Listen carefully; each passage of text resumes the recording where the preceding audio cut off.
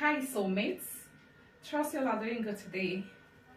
You're welcome to Soul with Cherry. So today I want to take us on accurate female body measurement. The key to a perfect sewing is accurate body measurement. Once your measurement is accurate, number one, you are almost there. Then following the cutting, the drafting, whatever you call it, after that, that is number two. But first and the most important thing is what? Accurate measurement. So first one we're gonna start with is what? The horizontal measurement. And the precautions I'm gonna be giving you is number one, when you are taking body measurement, please ensure that this your center finger is in between the tape and the body of the what? Client. Number two, please encourage your client to always come for measurement with fitted wears. Something like this I am wearing, or something else that is fitted.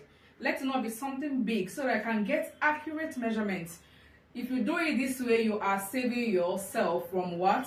Insult or from embarrassment, from making mistake, from emotional trauma, emotional problems. So please be very, very careful about that. Number three of the precautions is that when you're taking your body the measurement, please ensure that the way the tape is straight at the front when you're taking horizontal measurement is same way it is straight at the back. It must correspond. If it's slanted like this, it is not accurate.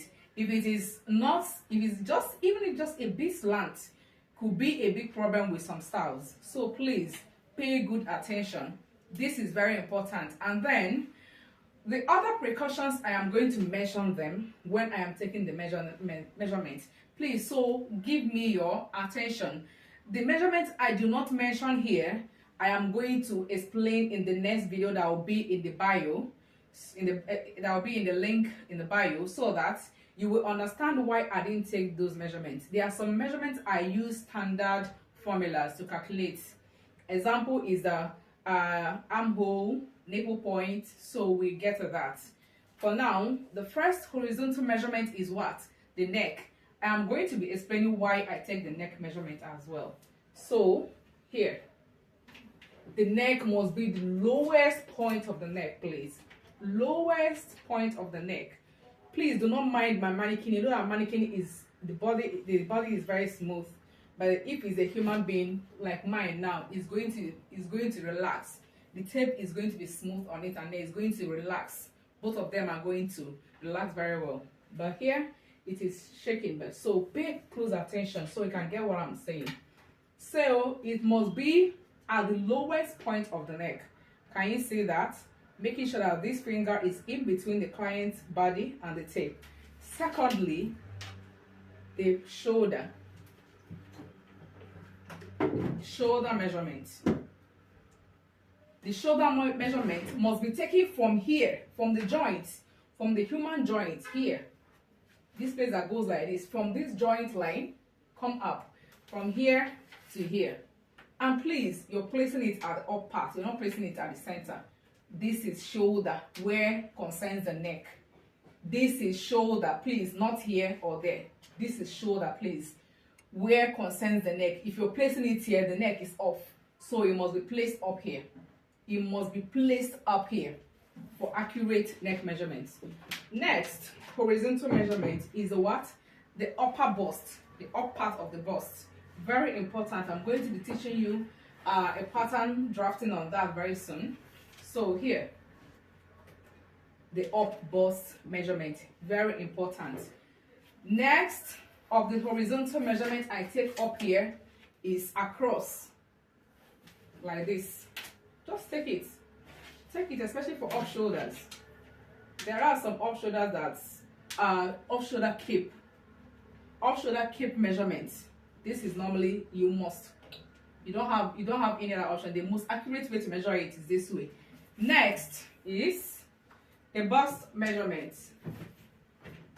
The bust round measurement, which is placing the tape at the highest point of the nipple, which is on the nipple, must be on the nipple. At the highest point of the bust must be on the nipple, ensuring that your tape is straight back and front. Next is the under bust. You must take the under bust measurement for a female clothing. You must take it for bustiers. Very, very important. So you place it just exactly where the person's bust ended, just exactly on that. Can you see that? Next is the waist measurement, the tiniest part of the stomach. Sometimes, if you're not sure, please tell your client to bend. If the person bends, this part always goes inside. That is the tiniest part. That's the only part that has this ability to go inside.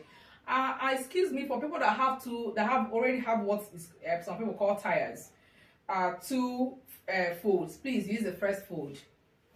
Now, her tiniest part is here. Can you see that? And then you place the tape round there and measure it. Hers is 25 inches. Next is the bend, which is almost called the natural waist. It's place it on top of the belly button.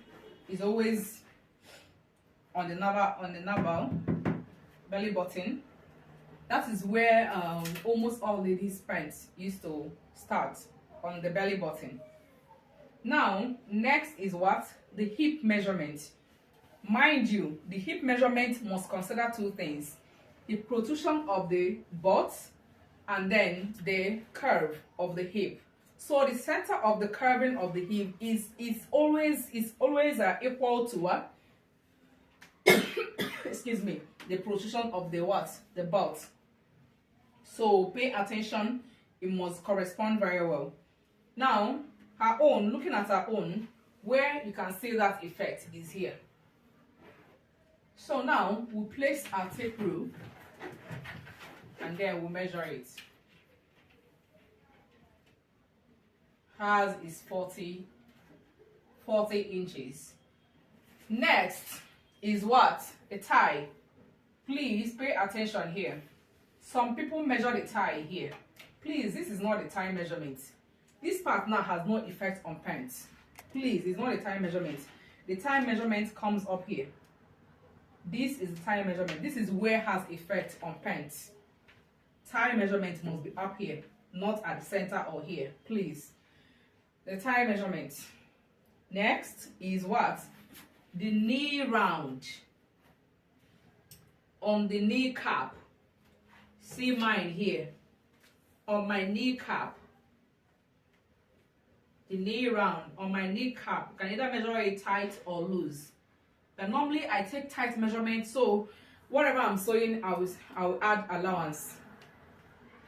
Now, after the knee, we go to the what? Ankle. The ankle measurement here.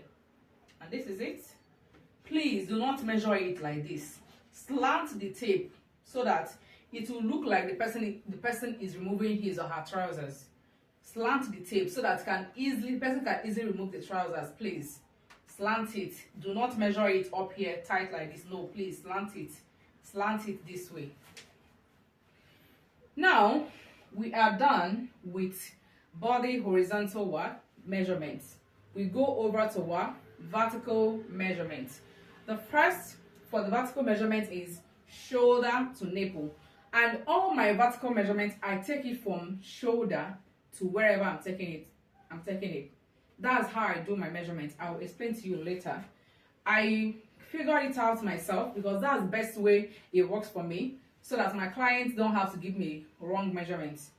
Anyways, in my next video, I'm going to explain to you how to calculate standard calculation of the other measurements. Some measurements. So first, at the nape of the neck here, at the highest from here, and then lowest from here. This is it.